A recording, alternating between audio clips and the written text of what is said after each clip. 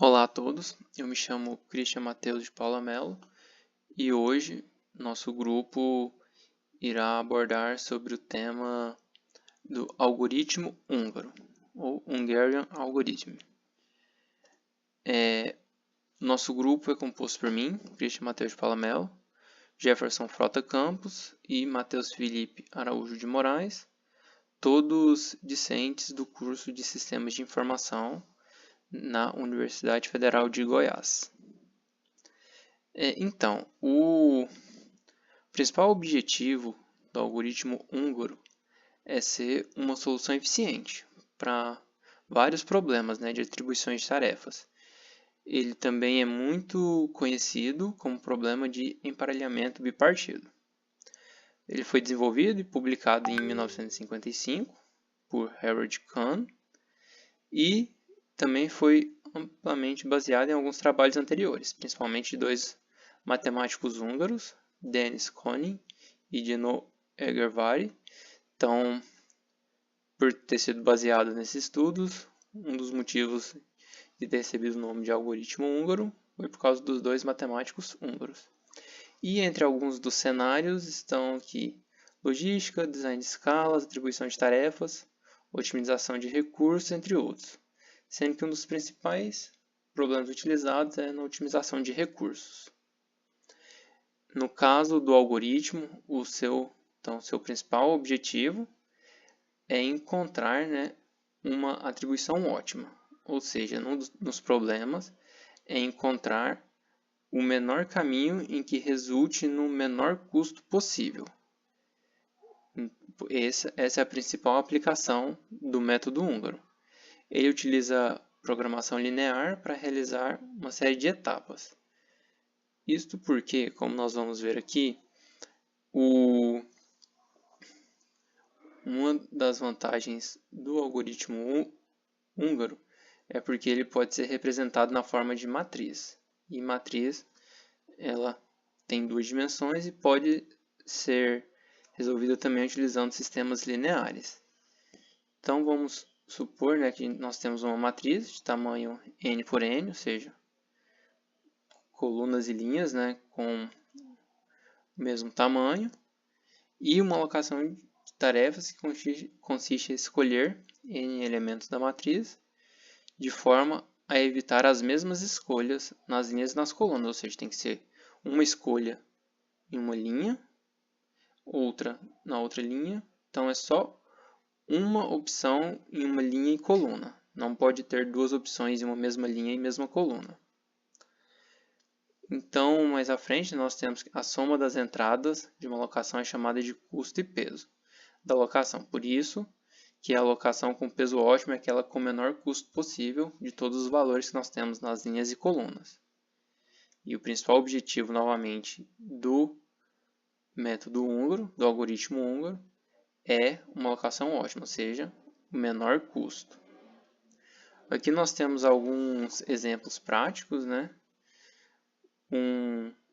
Uma empresa, ela deseja contratar N engenheiros para N projetos.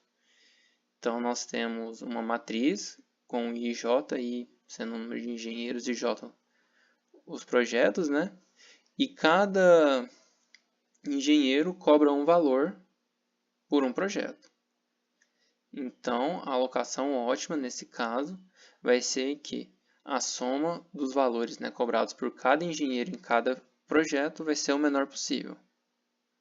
Aqui nós temos um outro problema, Suponha que o INF ele pretende contratar 3 profissionais da área de software para 3 projetos. Então, nós vamos ter, cada projeto vai ter um custo e cada profissional ali vai dar um valor para cada projeto. Nós temos aqui a representação do problema. Cada engenheiro no projeto 1 tem um valor, no projeto 2 tem outro valor e no projeto 3 tem outro valor. Aqui sim, as alocações possíveis para esse problema é 3 fatorial. Porque o algoritmo ele vai rodar e buscar em uma solução em que ele vai pegar os menores custos em cada projeto de cada engenheiro e voltar ao total, sendo que o total tem que ser o menor possível. Aqui nós temos o resultado, né? Então, uma primeira solução pega o valor do engenheiro 1 para o projeto 1, para o projeto 2 do engenheiro 3 e para o projeto 3 do engenheiro 2. Uma outra solução, projeto 1, engenheiro 2, projeto 2, engenheiro 1 e projeto 3, engenheiro 3. Aqui é um caso bem simples, porque nós poderíamos ter um problema bem mais complexo, onde o valor mínimo para um determinado projeto poderia ser igual para o engenheiro 1 e engenheiro 2. Aí, nesse caso, o algoritmo ele faria as escolhas também baseado nas outras linhas, para saber qual valor mínimo ele pegaria para que o total no final continuasse dando o menor possível. Mas aqui o objetivo do nosso trabalho é apresentar de forma mais simplificada sobre o algoritmo húngaro. Olá a todos, eu sou Matheus e vou estar agora apresentando sobre os passos do método húngaro. Primeiramente, é importante aí ressaltar que os problemas que nós estamos tratando são problemas de natureza fatorial, e por isso, quando há uma entrada muito grande de dados, não é legal e é custoso, fazer todo o processamento desses dados de forma bruta, como foi apresentado anteriormente, Então é por isso que foi desenvolvida aí uma sequência de passos, para estar resolvendo esse tipo de problema. Então, na etapa 1, tendo aí já o nosso problema, estruturado, na matriz de ordem n, nós vamos então separar as linhas dessa matriz. Vamos pegar, por exemplo, a primeira linha dessa matriz e vamos selecionar ali o valor, o número de menor valor dessa linha, e então vamos subtrair esse valor dos demais dados dessa linha. E nós vamos repetir esse passo para todas as linhas.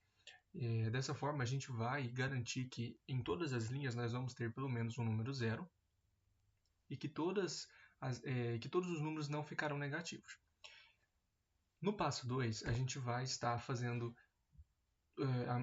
o mesmo passo 1, só que agora com as colunas. Nós vamos selecionar o menor valor de uma coluna, vamos pegar ele e vamos subtrair os demais valores dessa coluna, garantindo que todas as colunas tenham pelo menos um valor zero e que não tenha nenhum número negativo. Sendo assim, na etapa 3, o que a gente vai fazer? A gente vai traçar alguns traços nessa nossa matriz, de forma que todos os zeros fiquem tampados, fiquem cobertos por esses traços.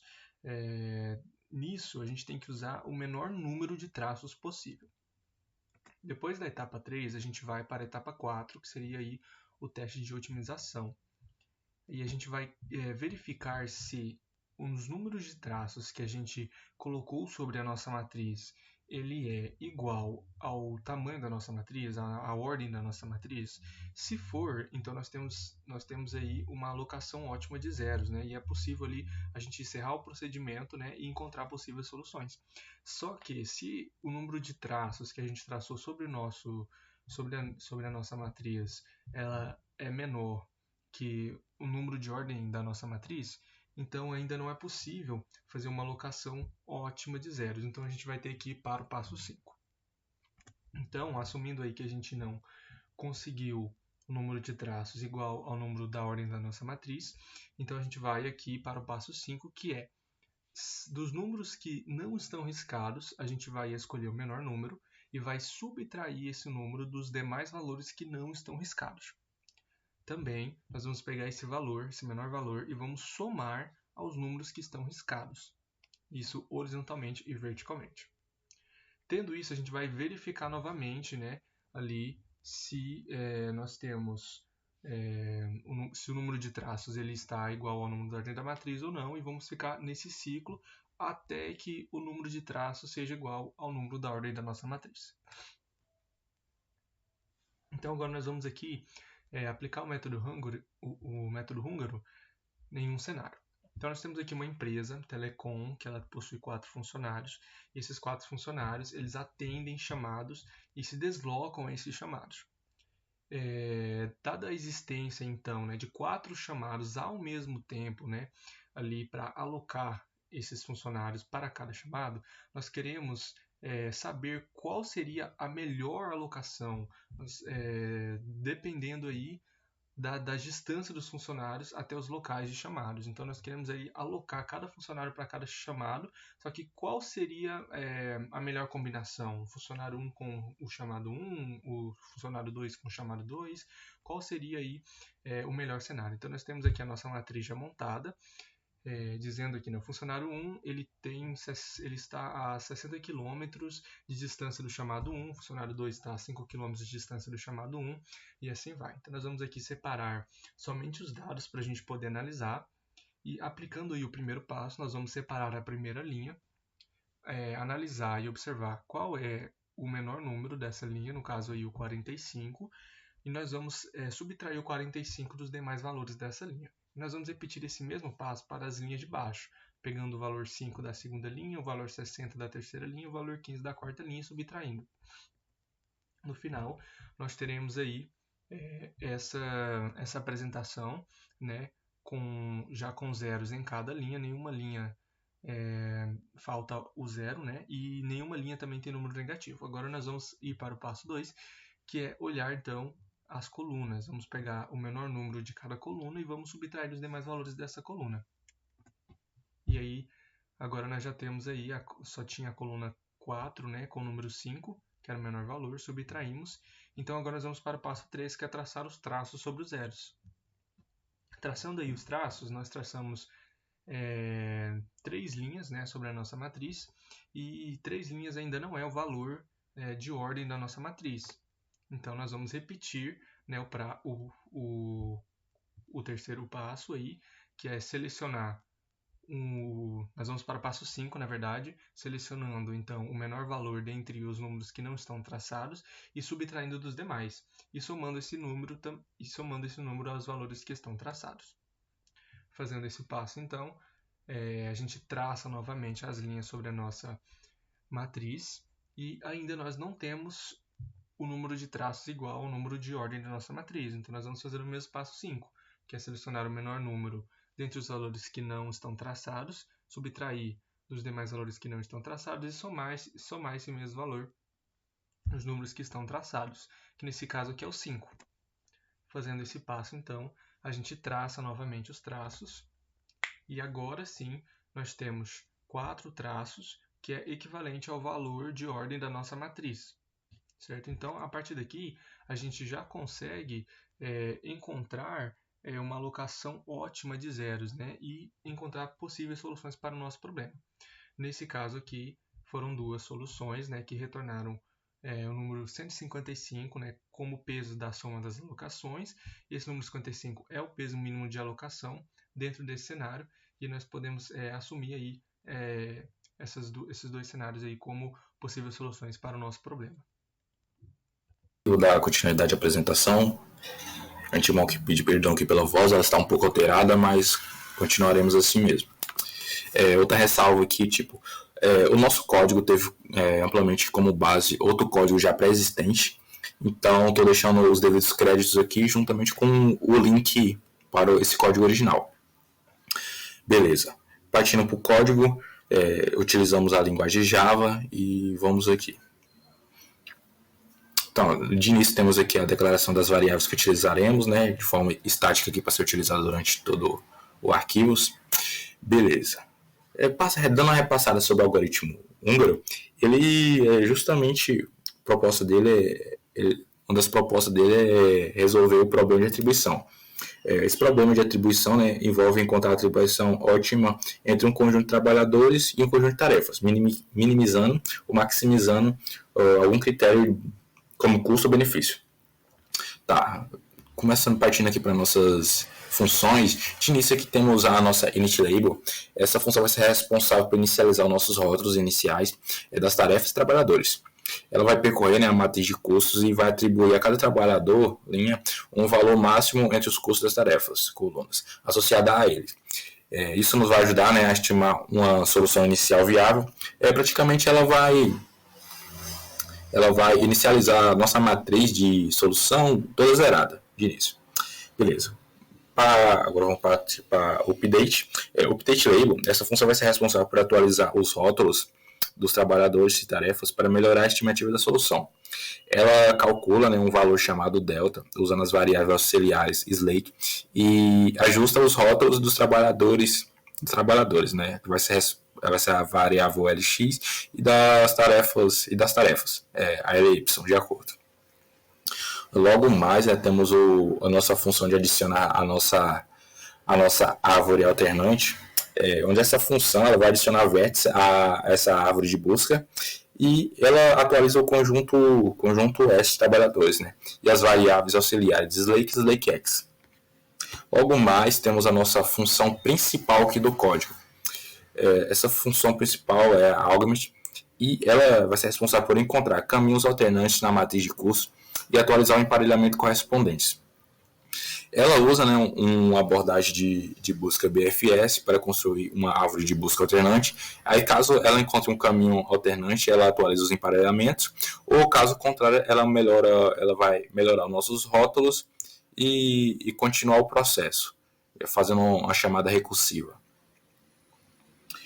Beleza. Logo na sequência temos uma função que vai ser praticamente nossa interface, né? Ela vai ser responsável por a Hungarian, ela vai ser responsável por executar o algoritmo húngaro e ela também vai ser responsável por inicializar as estruturas de dados necessárias e chamar as funções auxiliares correspondentes a cada etapa do algoritmo, como init, label, augment e update. Ela vai retornar um array, né, contendo o peso ótimo da combinação e o número de emparelhamento e o total de vértices. Logo na sequência temos a Axide Problem. Nossa, Axide Problem quase que não sai. Essa vai ser responsável por configurar os dados iniciais para o problema de atribuição. Ela vai preencher a matriz de curso com os valores passados como parâmetro e vai chamar a função Hungarian, né, para resolver o problema. Print Solution. A Print Solution só é para poder... a utilidade da Print Solution, como o próprio nome diz, né? Vai ser para imprimir, né, a solução encontrada pelo algoritmo húngaro e vai exibir o emparelhamento entre os trabalhadores e tarefa juntamente com os custos associados. Logo na sequência temos a nossa última função, né, que vai ser a main, a nossa principal, que nela vamos informar a ordem da matriz e vamos instanciá-la. Temos já 2 exemplos aqui, né, para poder testar aqui, dar o funcionamento dela. Vamos utilizar os mesmos exemplos que foram dispostos nos slides. Pronto, eu vou iniciar aqui com o primeiro exemplo. Está aqui marcado o segundo, mas eu vou iniciar com o primeiro aqui para ficar correspondente.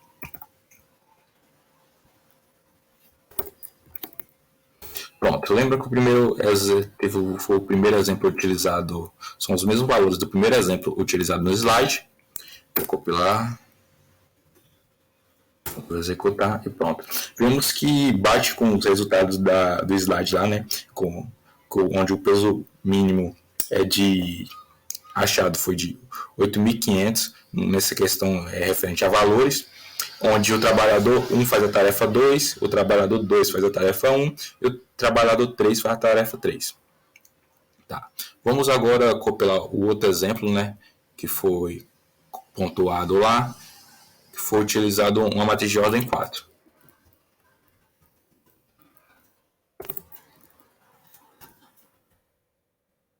Entrar aqui, compilar e executar. De novo e executar.